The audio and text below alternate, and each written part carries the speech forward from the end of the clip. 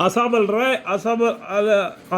الریک نے بھی، جن کی ذکر سورہ ہجر کے آخر میں گزر چکا ہے، پیغمبر کو جھٹلایا، جبکہ ان سے شعیب علیہ السلام نے فرمایا کہ کیا تم اللہ سے ڈرتے نہیں ہو؟ میں تمہارا امانتدار پیغمبر ہوں، تم اللہ سے ڈرو اور میرا کہنا مانو، اور میں تم سے اس پر کوئی سل نہیں چاہتا، بس میرا سل تو رب العالمین کا ذمہ ہے، تم لوگ پورا ناپا کرو، لوگوں سے پیسہ لیتے ہو تو برابر لیتے ہو، ناپ تول کے دیتے ہو تو کم گھٹا کے دیتے ہو، اس بات کو یاد کرو، اور صاحب حق کی نقصان مت کیا کرو، اور اس طرح جو تولنے کی چیزوں میں سیدھی ترازو سے تولا کرو، اور لوگوں کا ان کی چیزوں میں نقصان مت کیا کرو، اور سرزمین میں فساد مت مچایا کرو، اور اس حق اور اس خدا قادر سے ڈرو، یعنی واتقوا اللہ، اللہ سے ڈرو، جسے تم کو اور تمام اگلے مخلوقات کو پیدا کیا،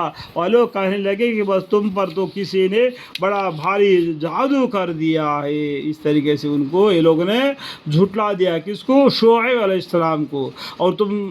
تم تو محض ہماری طرح کے ایک معمولی آدمی ہو، اور ہم تو تم کو جھوٹے لوگوں میں سے خیال کرتے ہیں، سو اگر تم سچے میں سے ہو تو ہم پر آسمان کا کوئی ٹکڑا گروا دو۔ شعیب علیہ السلام نے کہ تمہارا اعمال کو میرا رب ہی خوب جانتا ہے، سو لوگ برابر ان کو جھٹلایا کیے، پھر ان کو سائبان کی واقعہ نے آ پکڑا، بے شک وہ بڑا سخت دن کا عذاب تھا۔ دیکھو سائبان کے عذاب تو کیا بولا، میں نے پہلے بتایا تھا، ایک گرم ہوا چلی، لوگوں نے کیا کیا، وہ گرمی کی وجہ سے بچاؤ لے لیا، اس کے بعد میں ایسا بارش کی ہوا ٹھنڈا سا لگ گئی، سب کو آرام سا معلوم ہو گیا، سبھی آدمی اس بارش کے اندر، اس ٹھنڈی ہوا کے اندر، اس بادل کے اندر جمع ہو گئے، دفتن ایک دم انگار برسنا شروع ہو گیا، جیسا کہ جل کر راکھ ہو گئے۔ ایسے باوجود بھی ان مکہ کے لوگوں کو عبرت حاصل نہیں ہوتی، جہاں کے پر یہ لوگ یہ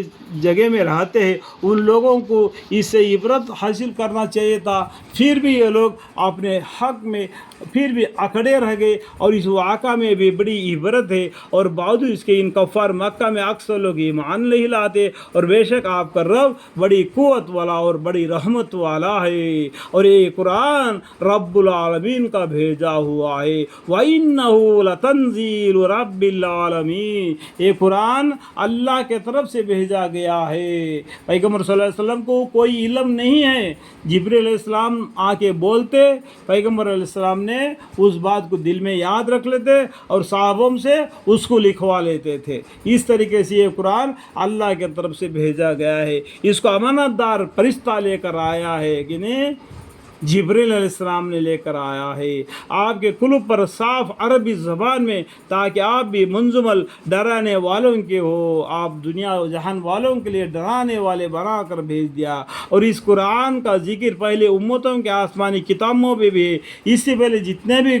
جو کتابیں گزر چکی ہیں ان سب نے بھی آخری پیغمبر محمد مصطفیٰ صلی اللہ علیہ وسلم اور ہماری امت کے بارے میں ان میں لکھا ہوا ہے۔ کیا ان لوگوں کے لیے یہ بات دلیل نہیں ہے کہ اس پیشن گواہی کی علماء بنی اسرائیل جانتے ہیں؟ بنی اسرائیل بھی اس بات کو جانتے ہیں کہ آخر میں ایک پیغمبر آئیں گے محمد مصطفیٰ صلی اللہ علیہ وسلم، ان پر قرآن نازل ہو جائے گی، اس کے بعد میں دنیا نہیں رہے گی کہ قیامت برپا ہو جائے گی، کوئی پیغمبر نہیں آئے گا، آخر پیغمبر محمد مصطفیٰ صلی اللہ علیہ وسلم ہے، آخری کتاب قرآن شریف ہے۔ اور اگر بروز ہم اس قرآن کو کسی عجمی غیر عربی پر نازل کر دیتے، پھر وہ آدمی اس کو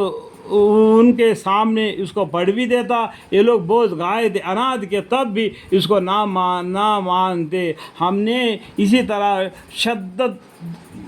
و اصرار کے ساتھ اس ایمان نہ لانے کو ان نافرمانوں کے دلوں میں ڈال رکھا ہے، اللہ تعالیٰ ان کے دلوں کے اندر ایسا مہر کر دیا کہ وہ لوگ اس پر ایمان نہیں لائے۔ یہ لوگ اس قرآن پر ایمان نہ لا سکیں گے جب تک سخت عذاب کا مرنے کے وقت یا برزخ زندگی مطلب کیا ہے، یہ دبی معنی ہے، آدمی زندہ ہے تو حیاتی زندگی ہے،